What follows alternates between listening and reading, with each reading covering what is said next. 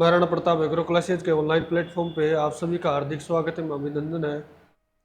मैं हरीश मीणा आप सभी के लिए लाया हूँ बागवानी से संबंधित कुछ बेसिक टॉपिक है, उनके बारे में अपन पहले पढ़ेंगे और जो टॉपिक है उनको बाद में पढ़ेंगे। दोस्तों, आज अपनी जो क्लास है बहुत दिनों बाद में हुई है, क्योंकि टाइम नहीं मिलता। टाइम मिलता है जब अपन क्लास लेते हैं।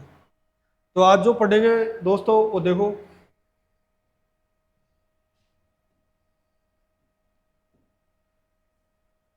अपन पढ़ेंगे सब्जी विज्ञान से संबंधित सब्जी विज्ञान सब्जी विज्ञान आपने नाम सुना होगा सब्जी विज्ञान, जिसको इंग्लिश में बोलते हैं ओलेरिकल्चर। ओलेरिकल्चर जिसको इंग्लिश में कहा जाता है ओलेरिकल्चर। ये जो ओलेरिकल्चर है, कल्चर शब्द लगा हुआ है, यानी लैटिन भाषा का शब्द है। लैटिन भाषा, लैटिन भाषा ओलेरिकल्चर, इसके अंदर सब्जियों की खेती करना ओलेरिकल्चर कहलाता है। परिभाषा की बात करें, सब्जियों की खेती करना, सब्जियों की खेती करना,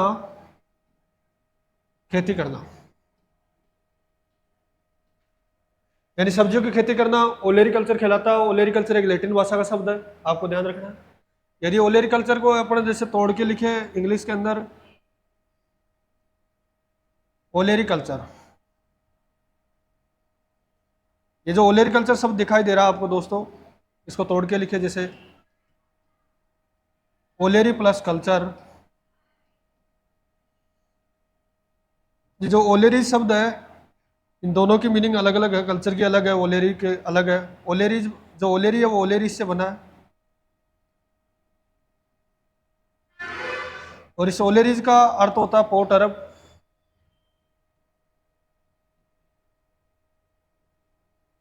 पोट अरब, पोट यानी क्या होता है, गमला, और हर्ब का मतलब होता है क्या, साग यानी सब्जी। और कल्चर की मीनिंग निकाले, कल्चर का अर्थ क्या होता है, to cultivation. To cultivation, culture का मतलब होता है टू कल्टीवेशन।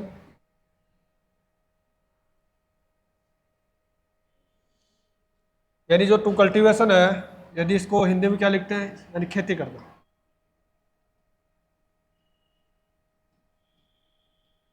खेती करना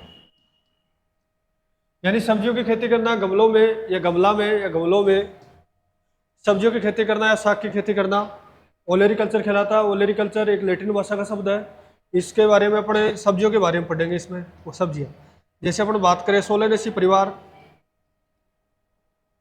सोलेनेसी,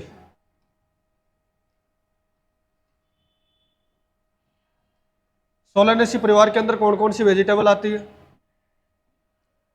जैसे बात करें टमाटर, इसके अलावा मिर्च, इसके अलावा बैंगन, और इसके अलावा सब्जियों में आलू। चार मेजर वेजिटेबल है जो सोलेनेसी परिवार के अंदर आती है, आपको पता होना चाहिए। जेट में तो कई बार ऐसे भी पूछ लेता है कि सोलेनेसी परिवार से संबंधित कौन सी सब्जी है, या आलू किस परिवार से संबंध रखता है, या बैंगन को किस परिवार से संबंध रखता है, या मिर्च किस परिवार से संबंध रखती है, या टमाटर किस परिवार से संबंध रखता है। कई बार तो प्रश्न नॉर्मल आते हैं, बिल्कुल नॉर्मल।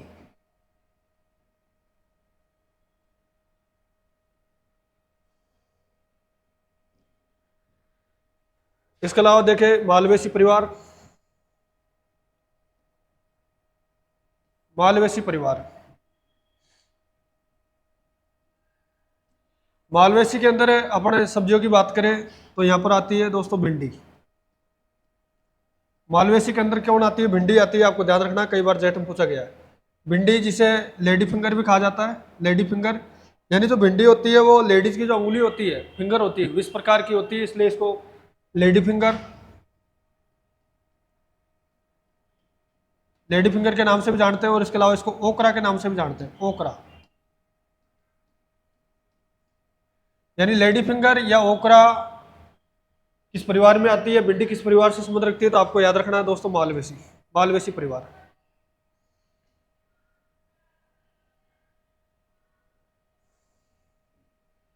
इसी के साथ में बात करूं गाजर की। गाजर, देखो गाजर, धनिया, गाजर, धनिया, जीरा, इसके अलावा सौंफ। ऐसा देखा जाए तो ये तीनों मसाले वाली फसल है। मसाले वाली मसाले वाली फसल, ये तीनों मसाले वाली फसल है, आपको ध्यान रखना है। और गाजर मसाले वाली नहीं, एक सब्जी के अंदर आती है गाजर, सब्जी, सब्जी वाली फसल है, सब्जी फसल। गाजर, धनिया, जीरा, सौंफ, ये सब के सब आते हैं किसमें? अम्बेली फेरी परिवार की बात करें, किस परिवार में आती है? अम्बेली फेरी। अम्बेली फेरी परिवार से संबंध रखती है, आपको परिवार याद रखना है। और अम्बेली फेरी, इसका नया नाम है एपीएसी। एपीएसी आपको ध्यान रखना है। प्रश्न पूछा जाएगा, गाजर किस परिवार से संबंध रखती है, धनिया किस परिवार से संबंध रखता है, जीरा किस परिवार से संबंध रखती है, और सौंफ किस परिवार से संबंध रखती है। या प्रश्न ऐसे भी आ सकता है, निम्न में से मसाले वाली फसल का उदाहरण कौन सा है? धनिया, जीरा, सौंफ। और परिवार कौन सा है इनका सबका? अम्बेली फेरी, जिसको एपीएसी, ये इसका नया नाम है, याद रखना, निया। और ये पुराना नाम है, पुराना। नया नाम हुआ पुराना नाम।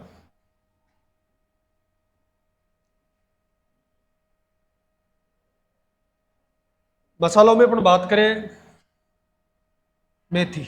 मेथी भी मसाले वाली फसल है। मेथी, मेथी के परिवार की बात करें, ये किस परिवार में आती है? फैमिली परिवार लिख सकते हैं अपन, या कुल भी लिख सकते हैं, या अपन इसको इंग्लिश में फैमिली भी लिख सकते हैं, फैमिली। ये किस परिवार से बिलोंग रखती है? तो आपको याद रखना है, मेथी किस परिवार से रखती है? तो लेग्यूमिनेसी। लेग्यूमिनेसी परिवार से संबंध रखती है, जिसका नया नाम आजकल क्या है? फेबेसी। फेबेसी इनका परिवार है, फेबेसी, याद रखना इनको।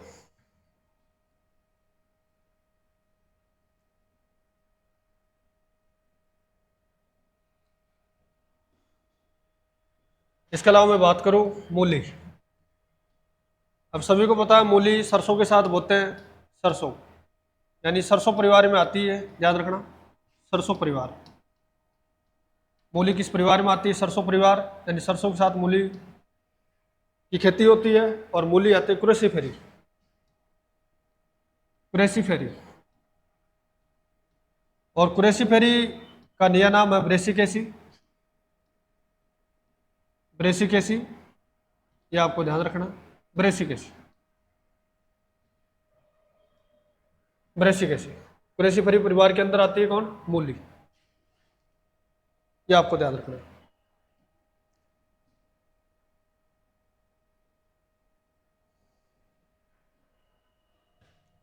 इसके अलावा बात करें, पत्ता गोभी, फूल गोभी, गांठ गोभी, ब्रोकली,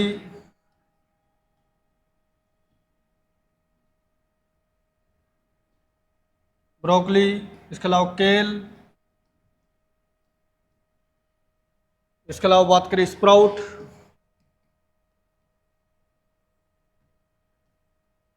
ये सब के सब, ये किस परिवार में आती है? आपसे पूछ ले तो पत्ता गोभी, फूल गोभी, गांठ गोभी, ब्रोकली, केल, स्प्राउट, सब के सब, ये सब के सब यानी कोल फसल है। बात करें कोल क्रॉप्स है, ये कोल फसल, ये कोल फसल के उदाहरण आपको ध्यान रखना, कोल फसल। और ये आती है किसमें? क्रेसीफेरी के अंदर। इनका जो परिवार है क्रेसीफेरी, यानी ब्रेसिकेसी।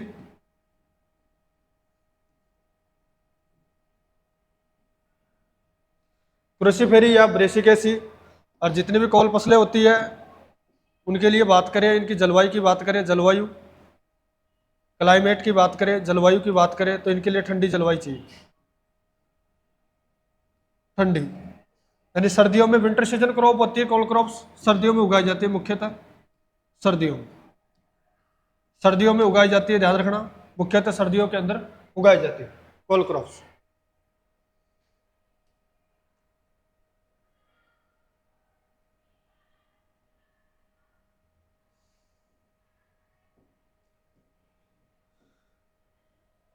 इसके अलावा मैं बात करूं अदरक, अदरक किस परिवार में आता है? अदरक तो याद रखना जिंगिबरेसी।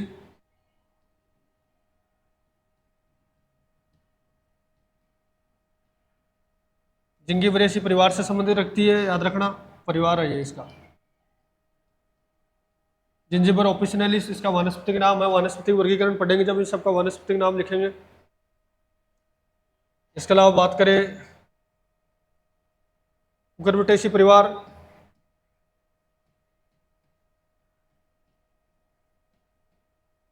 कुकुरबिटेसी परिवार, कुकुरबिटेसी परिवार ये इसको बोल सकते हैं कद्दू वर्गीय सब्जियां, कद्दू वर्गीय सब्जियां। कुकुरबिटेसी परिवार जो जायद की फसल होती है, मुख्यतः ये जायद मौसम में बोई जाती है, याद रखना जायद मौसम के अंदर, जायद मौसम यानी स्प्रिंग सीजन के अंदर इनकी ग्रोविंग की जाती है, खेती की जाती है, कल्टीवेशन की जाती है। और अपने एग्जाम्पल की बात करें, कद्दू वर्गीय सब्जियां कौन कौन सी होती है, उदाहरण की बात करें जैसे तरबूज, खरबूजा, लौकी, तोरई, करेला, ककड़ी, खुशमेलो इसका वानस्पतिक नाम है, टिंडा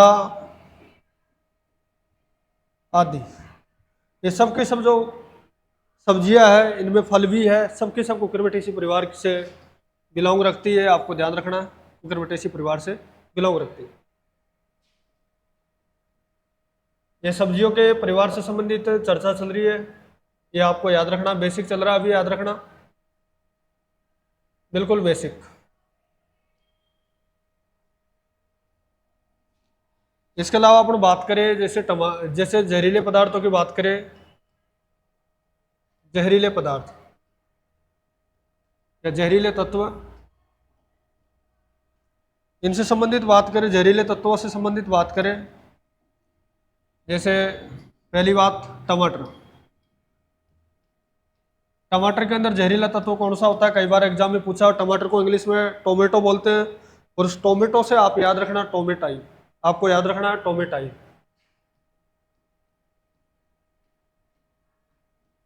टोमेटाइन ये जहरीला तत्व होता है, ध्यान रखना टोमेटाइन। इसी के अलावा मैं तरबूज की बात करूं, तरबूज, तरबूज के अंदर जहरीला तत्व कौन सा होता है? तो आपको याद रखना सेरोटोनिन,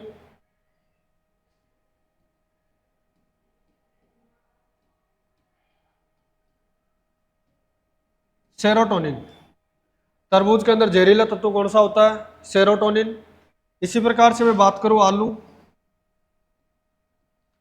आलू में इस जहरीले तत्व के कारण हरापन भी आता है, आपने कई बार प्रश्न आता है हरापन या आलू में ग्रीनिंग किसके कारण होती है? वो होती है सोलेनिन के कारण, आपको याद रखना है सोलेनिन। सोलेनिन की वजह से आलू में हरापन भी आता है, ध्यान रखना आलू में हरापन। और ये अर्थिंग अप के अभाव में होता है, जब मिट्टी नहीं चढ़ाती है, मिट्टी नहीं चढ़ाई जाती है तो सूर्य के प्रकाश की जो किरणें हैं वो आलू के जब स्पर्श में आती है, उसकी सतह पर जब प्रकाश आते हैं, प्रकाश की किरणें आती है, तो उसके अंदर एक जहरीला तत्व का निर्माण होता है सोलेनिन, और इसकी वजह से आलू हरापन हो जाता है। कई बार देखा होगा मार्केट के अंदर जो आलू होता है बिल्कुल अपन को हरा हरा दिखाई देता है, वो इसकी वजह से ही होता है, हरापन, जिसको ग्रीनिंग बोल सकते हैं, हरापन। टमाटर के अंदर टोमेटाइन जहरीला तत्व, याद रखना। तरबूज के अंदर सेरोटोनिन है, आलू के अंदर सोलेनिन है। इसी के अलावा अपन बात करें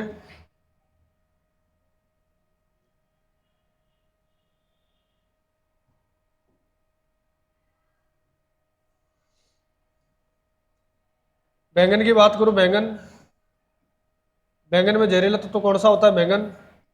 तो आपको याद रखना सोलेसिडिन।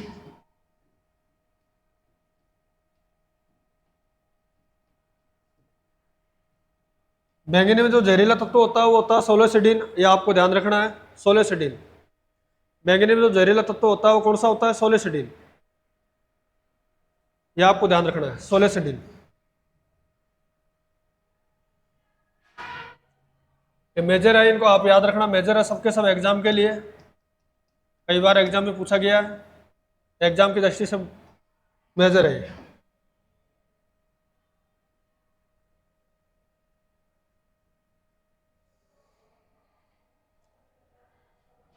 मैं स्पेशली टमाटर की बात करूं, टमाटर,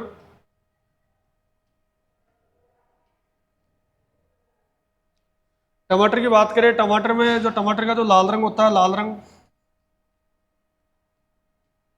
लाल रंग, टमाटर का जो लाल रंग होता है वो लाइकोपिन वर्ण के कारण होता है, ध्यान रखना, लाइकोपिन, लाइकोपिन व्रणक। टमाटर का लाल रंग लाइकोपिन व्रणक के कारण होता है, आपको स्पेशल रूप से ध्यान रखना है, लाइकोपिन व्रणक, लाइकोपिन पिगमेंट के कारण टमाटर का लाल रंग होता है। अच्छे, यदि कोई टमाटर लाल कलर का और अच्छा है तो उसके अंदर लाइकोपिन की मात्रा वो सर्वाधिक है। और जो है लाइकोपिन का जो निर्माण होता है, निर्माण, इसके निर्माण के लिए यदि आपसे टेम्परेचर पूछे कि निर्माण के लिए तापमान कितना चाहिए, तापमान, यदि निर्माण के लिए आपसे टेम्परेचर की रेंज पूछा जा रही है तो आपको बताना है 21 से लेकर 23 डिग्री सेल्सियस। जब वातावरण का टेम्परेचर 21 से 23 डिग्री सेंटीग्रेड है, 21 से 23 डिग्री सेंटीग्रेड है, तो लाइकोपिन का निर्माण वो सर्वाधिक रूप से होगा, यह आपको ध्यान रखना है।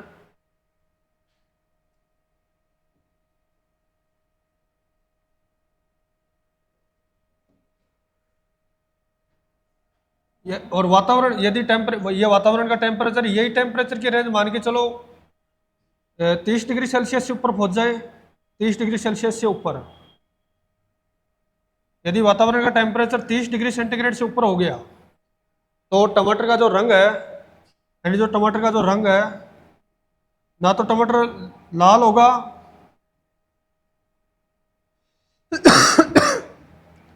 ना तो टमाटर लाल होगा, ना ही वो क्या होगा, ना ही वो पीला होगा। टमाटर का रंग लाल नहीं होता है, वो पीला हो जाता है, याद रखना। टमाटर का रंग है वो लाल नहीं बनता, रंग कैसा हो जाता है उसका? पीला, ये आपको ध्यान रखना, पीला, यानी इसका जो कलर है वो येलो हो जाता है, ध्यान रखना, येलो कलर। टमाटर का जो येलो कलर होता है वो किस डिग्री सेंटीग्रेड तापमान पे होता है? 30 डिग्री सेंटीग्रेड से ऊपर तापमान पर। यदि यही तापमान वातावरण का तापमान मान के चलो 10 डिग्री सेंटीग्रेड से कम है, 10 डिग्री सेंटीग्रेड से कम, यदि तापमान 10 डिग्री सेंटीग्रेड से कम है तो टमाटर का जो रंग है लाल भी नहीं बनेगा, पीला भी नहीं होगा, टमाटर क्रॉस, और उसका रंग कैसा हो जाएगा दोस्तों? याद रखना, हरा। यदि वातावरण का टेम्परेचर 10 डिग्री सेंटीग्रेड से कम है तो टमाटर ना तो लाल होगा ना ही पीला होगा, टमाटर का रंग कैसा होगा? हरा। यदि वातावरण का टेम्परेचर 30 डिग्री सेंटीग्रेड से ऊपर है तो टमाटर का रंग लाल ना बनके कैसा होगा? वो पीला होगा। टमाटर का लाल रंग नहीं बनके वो कैसा होगा? पीला। और जो लाइकोपिन के कारण टमाटर का रंग लाल होता है, लाइकोपिन के निर्माण के लिए, और अच्छे या सर्वाधिक मात्रा में जो लाइकोपिन बनता है वो कितने डिग्री सेंटीग्रेड तापमान पर बनता है? तो आपको याद रखनी 21 से 23 डिग्री सेंटीग्रेड, ये कई बार एग्जाम पूछा गया है। लाइकोपिन निर्माण के लिए उपयुक्त तापमान है निम्न में से 21 से 23 डिग्री सेंटीग्रेड।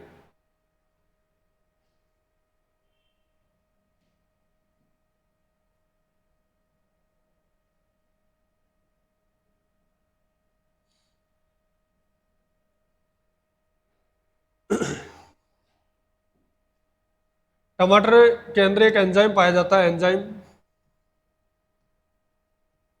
और उस एंजाइम का नाम है पॉलीग्लाइकोयूरिनेज एंजाइम, पॉलीग्लाइकोयूरेनेज, उस एंजाइम का नाम है पॉलीग्लाइकोयूरेनेज एंजाइम। इस एंजाइम की वजह से टमाटर जल्दी खराब हो जाता है, खराब होने का कारण यही है, यानी अपन लंबे समय तक भंडारण नहीं कर सकते, भंडारण जो स्टोरेज है वो नहीं कर सकते, याद रखना, क्योंकि पॉलीग्लाइकोयूरियन एंजाइम है वो टमाटर को जल्दी खराब कर देता है। लेकिन बायोटेक्नोलॉजी के माध्यम से टमाटर की एक वेराइटी निकाली गई थी, टमाटर की एक वेराइटी थी, इसका नाम था फ्लेवर सेवर। आपने सुना होगा नाम, फ्लेवर सेवर। टमाटर की ये बायोटेक्नोलॉजी द्वारा निकाली गई वेराइटी है, जैव प्रौद्योगिकी।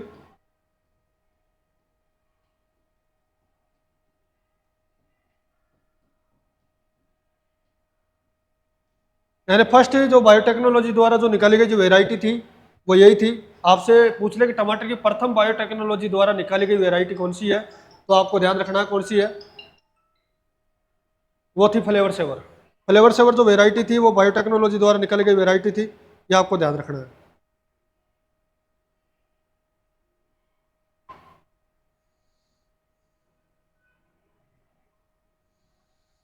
फ्लेवर सेवर वेराइटी,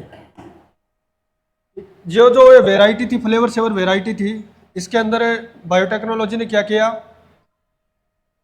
जो पॉलीग्लाइकोयूरियन एंजाइम था, ये पॉलीग्लाइकोयूरियन एंजाइम क्या टमाटर को लंबे समय तक भंडारण नहीं कर सकते, क्योंकि इस एंजाइम के कारण टमाटर निष्क्रिय हो जाता है, जल्दी खराब हो जाता है। तो फ्लेवर सेवर वेराइटी के अंदर ये जो एंजाइम था, एंजाइम पॉलीग्लाइकोयूरिनेज एंजाइम, पॉलीग्लाइकोयूरियन एंजाइम की मात्रा को कम कर दिया, इसकी जो मात्रा थी मात्रा को कम किया। जो फ्लेवर सेवर जो वेराइटी बनाई गई थी बायोटेक्नोलॉजी के द्वारा, उसके अंदर जो पॉलीग्लाइकोयूरियन एंजाइम थी उसकी मात्रा को कम कर दिया गया, क्योंकि इस पॉलीग्लाइकोयूरियन एंजाइम की वजह से टमाटर को अपन लंबे समय तक स्टोरेज नहीं कर सकते। तो बायोटेक्नोलॉजी ने सोचा कि यार टमाटर को अपन, क्योंकि ऑफ सीजन के अंदर टमाटर नहीं मिलता कभी कभी, तो उन्होंने मतलब बायोटेक्नोलॉजी के द्वारा एक वेराइटी रिलीज की गई जिसका नाम था फ्लेवर सेवर। और उस फ्लेवर सेवर के अंदर क्या किया गया था, इसकी क्या विशेषता थी, इस वेराइटी की एक ही विशेषता थी कि इसको लंबे समय तक अपन स्टोरेज कर सकते हैं। और लंबे समय तक इसको स्टोरेज कर सकते हैं, इसके पीछे कारण क्या था, वह इसको लंबे समय तक स्टोरेज कर सकते हैं। इसमें यही कारण था कि इसके अंदर जो एंजाइम था, जो टमाटर के अंदर जो एंजाइम पाया जाता है पॉलीग्लाइकोयूरियन एंजाइम, इस एंजाइम की जो मात्रा थी इस मात्रा को क्या कर दिया गया, कम। और कम करने के बाद में इसको लंबे समय तक अपन भंडारित कर सकते हैं। ये आपको बेसिक पढ़ाया जा रहा है और बेसिक में आप ध्यान रखना इन चीज़ों को, बाद में अपन पढ़ेंगे तो आपको अच्छे से समझ में आएगा, इसलिए इसको बेसिक बेसिक ले रहा हूँ।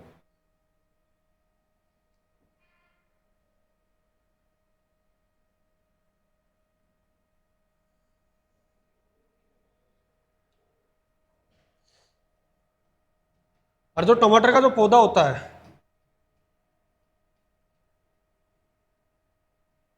ये मान के चलो टमाटर का पौधा है, प्लांट है टमाटर का,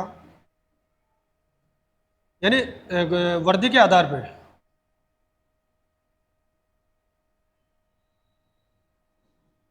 यानी जो टमाटर का पौधा है दो प्रकार से वृद्धि करता है, ऐसे याद रखना, दो प्रकार से वृद्धि करता है,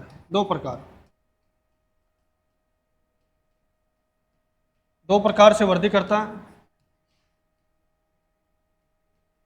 एक तो टमाटर होते हैं फैलने वाले, एक तो देखा होगा टमाटर कभी गाँव के अंदर जैसे अपने खेतों में लगाते हैं, एक तो झाड़ीनुमा टमाटर होता है, ये कई अपन जैसे पॉली हाउस या ग्रीन हाउस के अंदर जाते हैं तो टमाटर ऐसे बेल की तरह और ऊपर चढ़े हुए होते हैं, बेल टाइप, उनको अपन चेरी टमाटर भी बोल सकते हैं। चेरी टमाटो का नाम सुना होगा, जो छोटे छोटे टमाटर आते हैं बिल्कुल बारीक बारीक, वो चेरी टमाटो होता है। और एक टमाटर होता है जो फील्ड में अपन लगाते हैं, घरों में भी लगाते हैं, जो बिल्कुल एकदम झाड़ीनुमा होता है, फैलता नहीं है, और जो ऊपर फैलते हैं, उन टमाटरों के अंदर अपने को मतलब सहारा देने की आवश्यकता होती है, क्योंकि ऊपर चढ़ने के लिए सहारा सहारा देने की आवश्यकता पड़ती है। ये और जो सहारा देते हैं उसको अपने टर्मोलॉजी के अंदर स्टेकिंग बोलते हैं, सहारा देना स्टेकिंग कहलाता है, सहारा देना। तो दो प्रकार से वृद्धि करता है, एक तो होते हैं सीमित वृद्धि करने वाले, सीमित, और एक होता है असीमित वृद्धि करने वाले।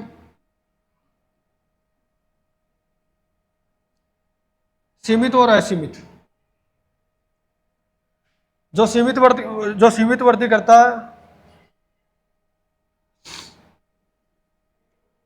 ये जो वेराइटीज है वो खुले खेतों में लगाई जाती है, इस प्रकार की प्रजातियां खुले खेतों में।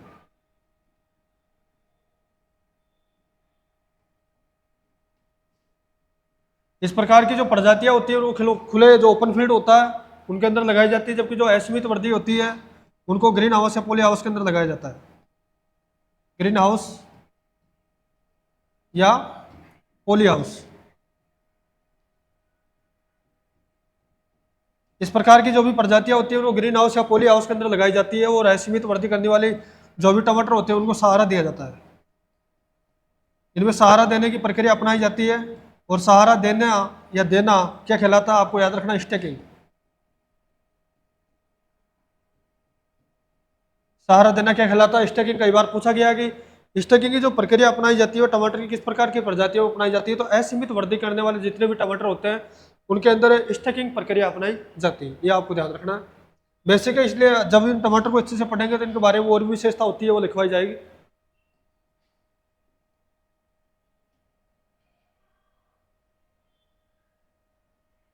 पहले नॉर्मल नॉर्मल देख लो एक बार, इसी आधार पे मैं मिर्च की बात करूं। मिर्च मिर्च का एक तो दो प्रकार से मान के चलो, एक तो लाल रंग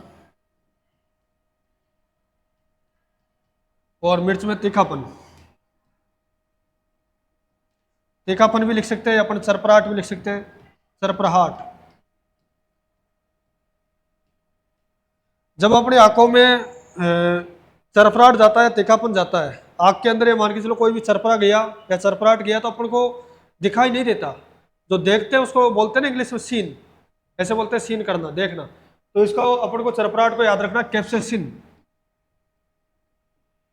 कैप्सेसिन, आपको सिन याद रखना, लास्ट वाला सिन। ये जो लास्ट वाला सिन है ये याद रखना अपन को, सिन, कैप्सेसिन। और जो लाल रंग है उसमें याद रखना अपन को कैप्सेथिन। कैप्सेथिन,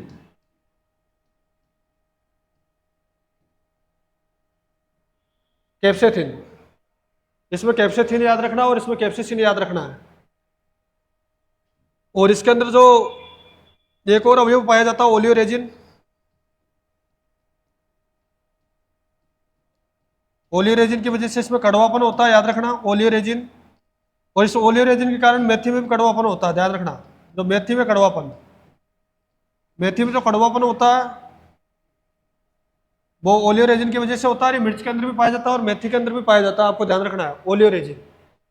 मिर्च के अंदर बात करूं, मिर्च में डंठल होता है, मिर्च के अंदर बीज होते हैं और बाह्य आवरण होता है।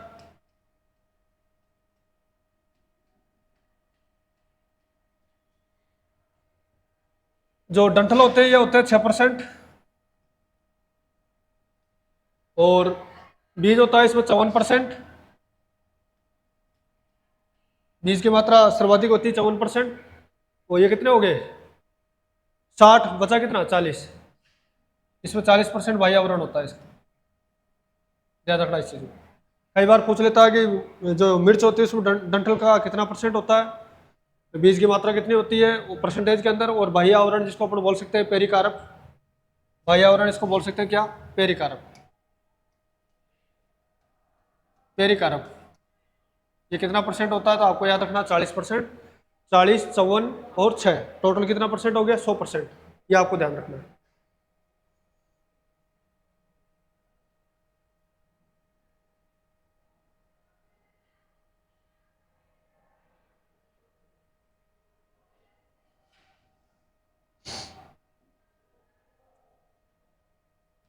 आलू की बात करें, नॉर्मल आलू के बारे में ध्यान रखना, आलू एक सीथरी प्लांट है।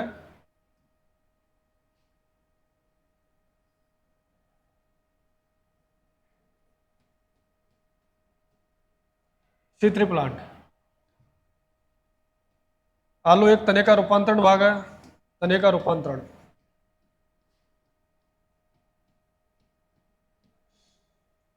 आलू एक कंदीय सब्जी है, कंदीय सब्जी का उदाहरण है, नॉर्मल तरीके से याद रखना। कंदीय सब्जी है, सीथरी प्लांट है, तने का रूपांतरण भाग है। आलू के अंदर एक नाम सुना होगा, सुनहरा सूत्रकृमि।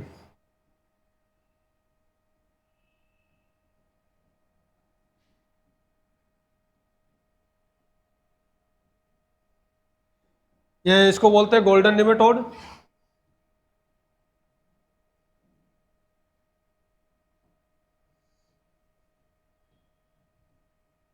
गोल्डन निमेटोड, सुनहरा सूत्रकृमि। इसको यदि वैज्ञानिक नाम की बात करें, स्पीसीज की बात करें तो ग्लोबोडोरा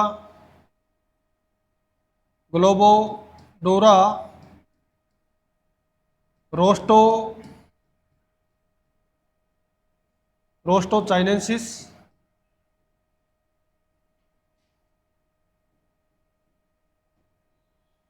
ये आलू में लगने वाला सूत्रकृमि है, मुख्य सूत्रकृमि है, याद रखना। मुख्य सूत्रकृमि जिसको गोल्डन नेमेटोड के नाम से भी जानते हैं, उसको ग्लोबोडोरा रोस्टो चाइनेंसिस भी कहा जाता है। और ये जो निमेटोड है, इसका जो आक्रमण हुआ था, सबसे ज्यादा जो आक्रमण एरिया है वो तमिलनाडु का,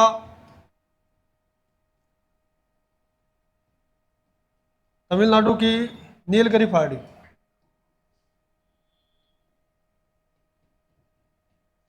नीलगिरी पे जो पहाड़ी वाला जो एरिया है, पहाड़ी वाले क्षेत्र जो एरिया है, क्षेत्र है यानी एरिया है, उसमें इसका सर्वाधिक प्रकोप रहता है, सर्वाधिक प्रकोप।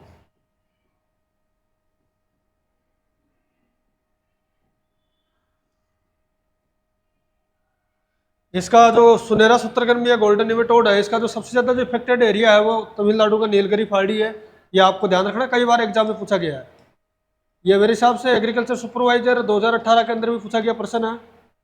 आलू में लगने वाला प्रमुख सूत्रकृमि कौन सा है? सुनहरा सूत्रकृमि या गोल्डन निमेटोड बोलते हैं। और कई बार प्रजाति का नाम ग्लोबोडोरा रोस्टो चाइनेंसिस ये भी कहा जाता है, ध्यान रखना इस चीज। ये जो आज जो पढ़ा है उनको एक बार और देख लो।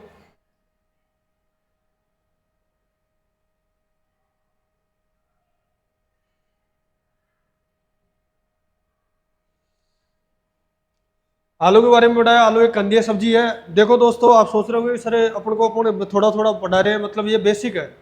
पहले मैं बेसिक पढ़ा देता हूँ आपको और फिर बाद में अलग अलग टॉपिक को अपन पढ़ेंगे। जैसे आलू के बारे में खूब विस्तार से पढ़ेंगे, आलू की कौन कौन सी वेराइटीज है, इसमें कौन सा रोग लगता है, इसमें कौन सा कीट लगता है, सबको अच्छे से पढ़ेंगे। लेकिन अभी क्या मैं सोच रहा हूँ कि आपको बेसिक पढ़ा दूँ, थोड़ा सबके बारे में थोड़ा थोड़ा बेसिक पढ़ाऊंगा तो आपको याद रहेगा।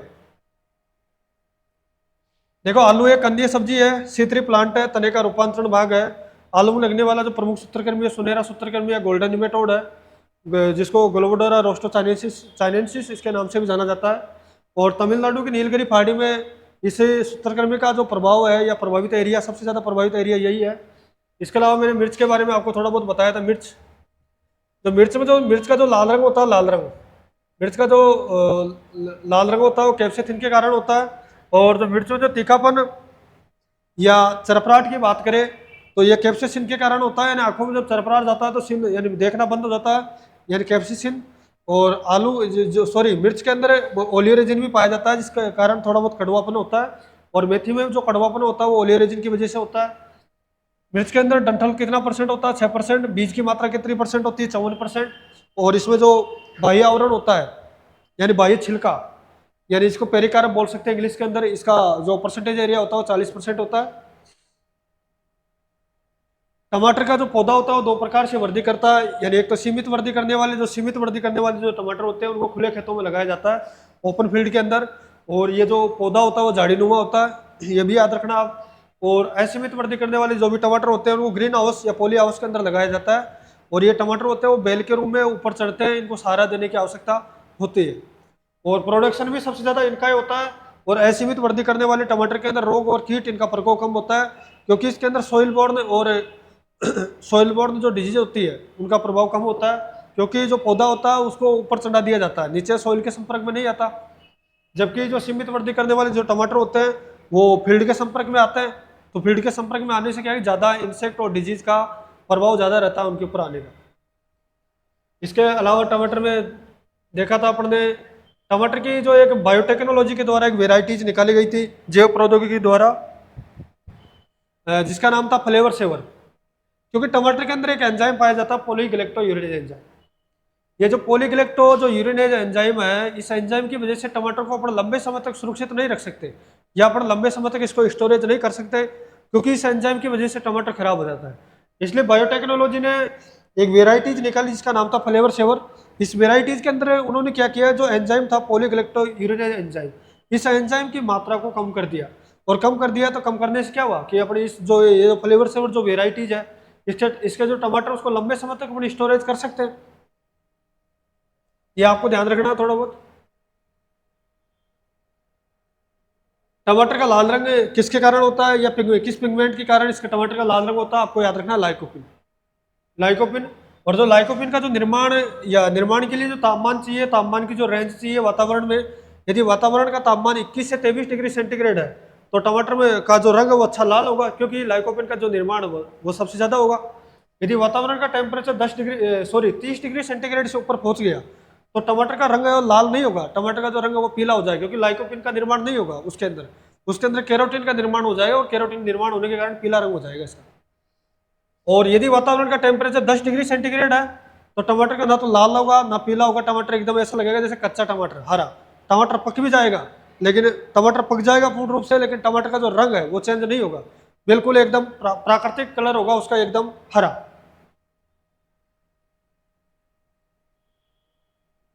इसके अलावा अपन ने देखा था जहरीले तत्वों के बारे में थोड़ा बहुत आपको बताया था, सबका नहीं बताया, नॉर्मल सा बताया था। टमाटर के अंदर जो जहरीला तत्व पाया जाता है वो टोमेटाइन होता है। तरबूज के अंदर जो जहरीला तत्व पाया जाता है वो सेरोटोनिन होता है। आलू के अंदर जो जहरीला तत्व होता है वो सोलेनिन होता है।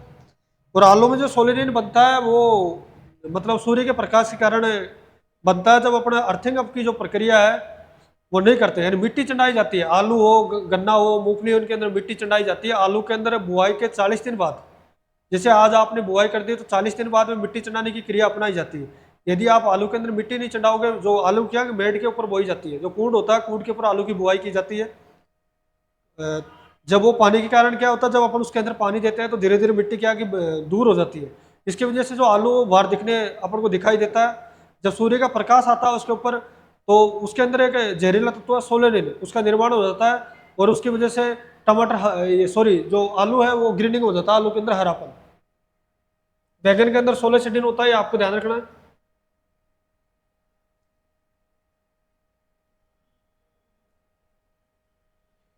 कुकुरबिटेसी परिवार यानी जायद वाली सब्जियां, कद्दू वर्गीय सब्जियां या कुसुमांड इनको बोल सकते हैं।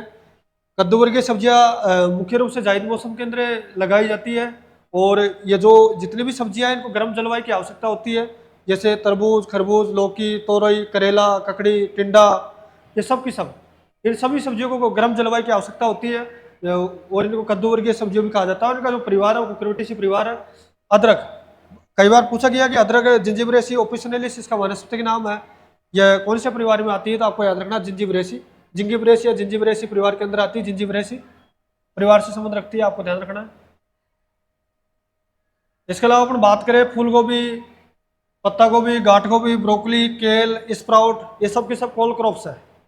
और जितने भी कोल क्रॉप्स होती है वो सर्दियों में लगाई जाती है। आपको याद रखना कि जितने जैसे पत्ता गोभी फूल गोभी खाते हैं अपन सर्दी के अंदर खाते हैं, अभी खा रहे हैं, अभी प्रेजेंट टाइम में अपन आ रही है। और इनका जो परिवार है कुरेसीफेरी, जिसको ब्रेसिकेसी कहा जाता है, और इनको जलवायु की आवश्यकता होती है ठंडी जलवायु। इसके अलावा जो मूली है वो सरसों के परिवार में आती है, यानी कुरेसीफेरी या ब्रेसिकेसी। और ये जो भी कोल क्रॉप्स है ये भी ब्रेसिकेसी या कुरेसीफेरी के अंदर आती है। गाजर, धनिया, जीरा, सौंफ, इनका परिवार कौन सा था, आपको याद रखना अम्बेलीफेरी परिवार से बिलोंग करती है, जिसको एपीएसी भी कहा जाता है। धनिया, जीरा, सौंफ ये मसाले वाली सब्जी है, जबकि गाजर एक मसाले वाली फसल है, जबकि गाजर एक सब्जी वाली फसल है। इसके अलावा जो मेथी है, मेथी का जो परिवार है लेग्यूम विनेसी परिवार से संबंध रखती है मेथी, ये आपको ध्यान रखना है। और अभी जॉबनेर के अंदर प्रश्न भी पूछा गया था, और मैंने जो ऑफलाइन बैच चल रहा है वहाँ पर इस प्रश्न को करवाया भी था। उन्होंने पूछा था धनिया, जीरा, सौंफ और मेथी, ये चारों ऑप्शन में थे, निम्न में से किस फसल की नर्सरी तैयार की जाती है। आपको पता है धनिया की कोई नर्सरी तैयार नहीं की जाती, जीरा की नहीं करते, मेथी की भी नर्सरी तैयार नहीं की जाती, जबकि जो सौंफ की जो खेती करते हैं, यानी सौंफ को लगाने से पहले इसकी नर्सरी तैयार की जाती है, आपको ध्यान रखना है इसका। और राजस्थान में सौंफ सर्वाधिक रूप से सिरोही जिले के अंदर की जाती है, माउंट वाला जो एरिया है, माउंट आबू वाला, आबू रोड, वहाँ पे। मालवेसी परिवार में भिंडी आती है, ऐसे कपास भी मालवेसी के अंदर आती है, और भिंडी को लेडी फिंगर या ओकरा के नाम से भी जाना जाता है, आपको ध्यान रखना है। सोलेनेसी परिवार के अंदर टमाटर, मिर्च, बैंगन और आलू आते हैं। ये इनमें से आपके मान के चलो 1-2% आएंगे जेट के अंदर। और अपन ने स्टार्ट किया था सब्जी विज्ञान का बेसिक थोड़ा बहुत नॉलेज, ओलेरिकल्चर सब्जी विज्ञान को इंग्लिश में ओलेरिकल्चर कहते हैं, लैटिन भाषा का शब्द है। सब्जियों की खेती करना ओलेरिकल्चर कहलाता है। कई बार जेट जेट का जो एग्जाम लगता है उसके अंदर पूछा गया है सब्जियों की खेती करना क्या कहलाता है। आपको याद रखना है दोस्तों, ओलेरिकल्चर। आज के लिए इतना ही काफी है, अगली क्लास में मिलते हैं दोस्तों।